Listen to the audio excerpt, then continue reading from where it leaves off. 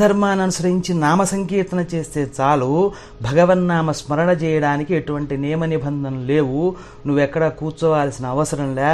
ఈ రకమైనటువంటి ఈ మోడర్న్ సొసైటీలో మనకి 10 నిమిషాలు దొరకడమే కష్టంగా ఉన్నటువంటి ఈ తరుణంలో మనకు ఉన్నటువంటి టైంలో భగవన్నామ స్మరణ చేస్తే చాలు, నీకు కావాల్సినటువంటి యొక్క కోరికలన్నీ కూడా నెరవేరుస్తాను అని చెప్పి శాస్త్రం చెప్తుంది.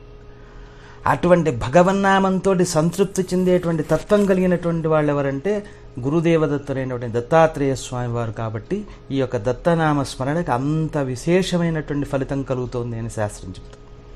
కాబట్టి నువ్వు దత్త అని పలికినా, శ్రీ గురుదత్త జయ గురుదత్త అని పలికినా, దిగంబర దిగంబర శ్రీపాద వల్లభ దిగంబర అని పలికినా, శ్రీదత్త శరణం మమ అని పలికినా, ఏదైనా సరే నీకు భక్తి విశ్వాసం దత్తాత్రేయుడి ముందు నువ్వు నామస్మరణ చేయాలా. పొద్దున్నే స్నానాలు చేసి గంటలు తనబడి కూర్చోవాల్సిన అవసరం లేదు. దానికి మళ్ళా